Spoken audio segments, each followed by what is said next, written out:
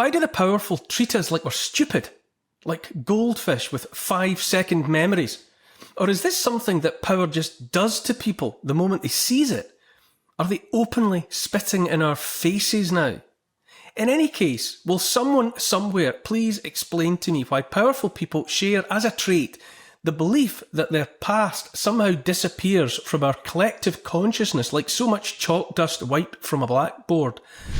Why else would such people so blatantly change their tunes right in our faces without even a nod to the completely different tunes they have left on record in the very recent past?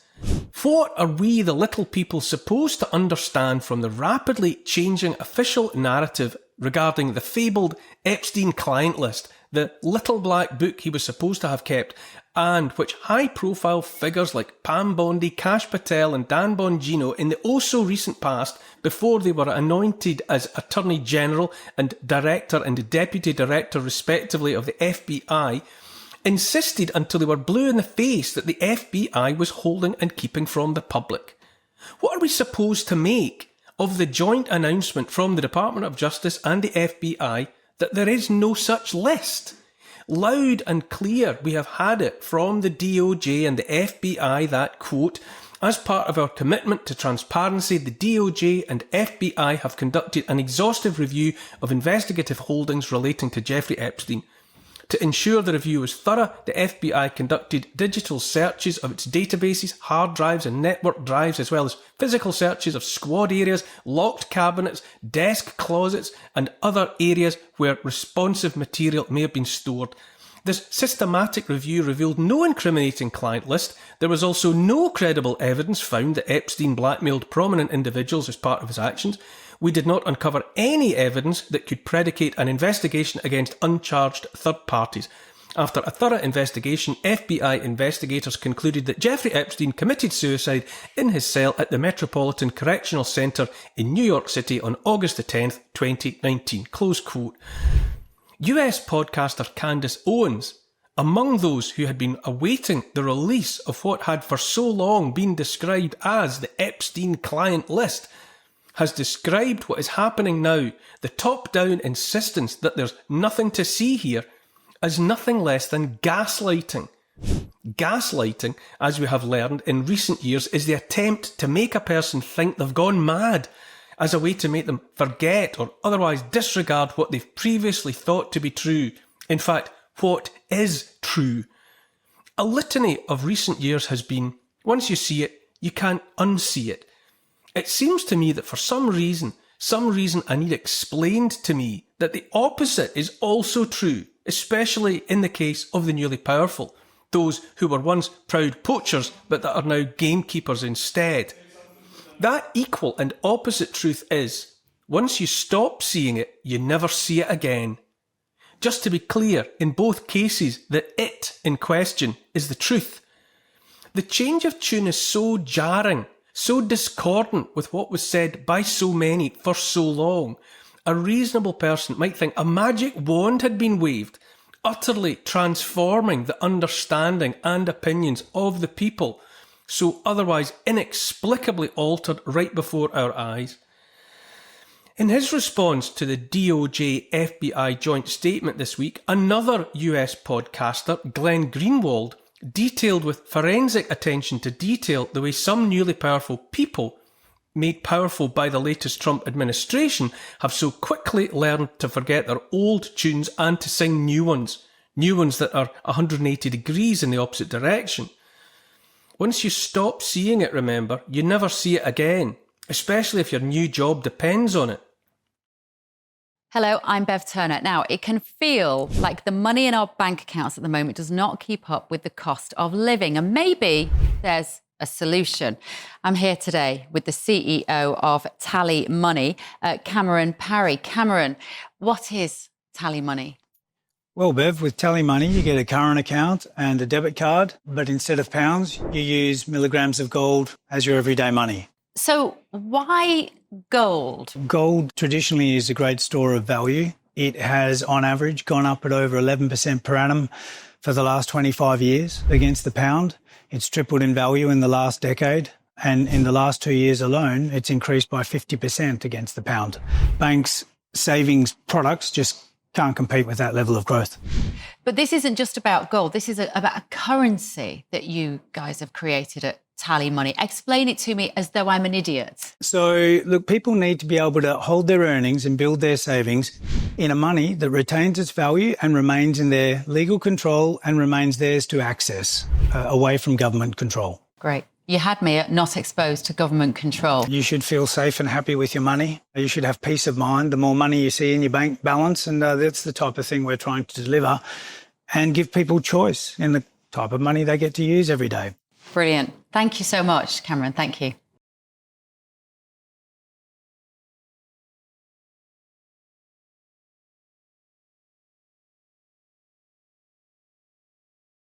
First up for Greenwald was Pam Bondi, long-time singer of the song of the Epstein client list, of the necessity that its contents be made public, but most recently made US Attorney General. On Fox News as recently as January 2024, Pam Bondi told viewers, "Human trafficking is a multi-billion-dollar business in this country, and Jeffrey Epstein is dead, and Ghislaine Maxwell is in prison for 20 years where she belongs, and people in that report are still fighting to keep their names private." You get that? People in that report are still fighting to keep their names private, she said. What did Bondi know, or at least think she knew then, that she no longer thinks? When Joe Biden was in power, Bondi was among the chorus implying that his administration was keeping documents sealed to protect powerful people.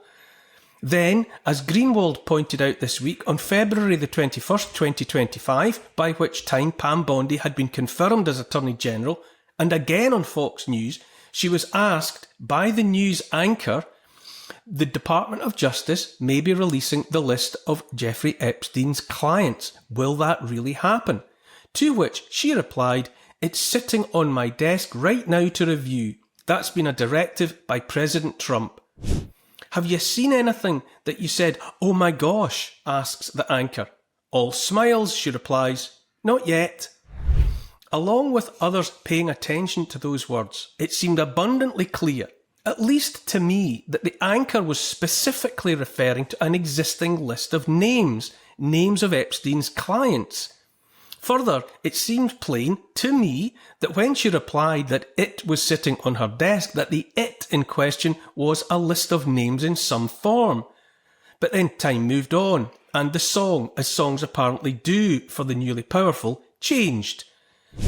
As recently as July 7th, Caroline Leavitt, the White House press secretary, was asked by a journalist what had happened to the client list Bondi had had on her desk. She answered, "I think if you go back and look at what the Attorney General said in that interview, she was saying the entirety of the paperwork in relation to Jeffrey Epstein's crimes. That's what the Attorney General was referring to." But I would say no. It was unequivocal that the Fox News anchor was asking about something understood as the Epstein client list, not some amorphous heap of data relating to this, that and the other. On Piers Morgan's show on February the 27th this year, Greenwald pointed out Alina Habba, sometime personal attorney for Donald Trump and then nominated by him for the role of New Jersey District Attorney, said in relation to talk of a list of clients of Jeffrey Epstein, "It is incredibly disturbing. We have flight logs, we have information, names, that will come out." You get that as well? Flight logs, information, names that will come out. This implies at least that Trump's personal attorney, like so many of us, seemed to be talking about something real and tangible. Flight logs, lists of names. When asked by Piers Morgan if it would be shocking, she said, "I don't see how it's not shocking that there were so many individuals that were hidden and kept secret. I won't say they're guilty until they go through their time in court." And so I ask again, why are we to be treated as if we're stupid, as if we have the memories of goldfish, that we won't look back at what was said by people before and then compare it to what those same people are saying now, without so much as acknowledging they've changed their positions so completely? The same people who traded, in large part, built their reputations on their certainty of the existence of the Epstein client list, now in power sing an altogether different song. The song of nothing to see here. All of it begs other questions. One of mine is to ask how it is that Ghislaine Maxwell is presently serving 20 years for her part in grooming and trafficking underage girls on Epstein's behalf. I personally wonder if the effort of arresting, charging and convicting her was properly thought through by those who saw to all of that. All those young girls, all of that trafficking of those girls over thousands of miles. The Lolita Express, as the name given to Epstein's private jet. His private island, where it has long been alleged underage girls were abused not just by Epstein and Maxwell, but by scores, unknown numbers of prominent men and women. Does it still make sense to the same people that one woman, one person only, is behind bars on account of all of that? Does it make sense that in spite of all the talk for so long about a legion of prominent, powerful people, all whose paths intersected at some point with that of Jeffrey Epstein, does it make sense that the only receiver of all those trafficked girls, trafficked all those thousands of miles and all over the place, were for Epstein and only Epstein? I'll be blunt and say I think the newly powerful are spitting in our faces. Donald Trump might be said to be leading the gaslighting Candace Owens speaks about. Asked about it all this week by a journalist, the joint statement by the DOJ and the FBI having been released, Trump seemed to imply that any reasonable person would understand that now the matter is closed forever. Are you still talking about Jeffrey Epstein? This guy's been talked about for years. You're asking, we have Texas, we have this, we have all of the things. And are people still talking about this guy, this creep? Well, since you ask, Mr. President, yes, they still are talking about Jeffrey Epstein.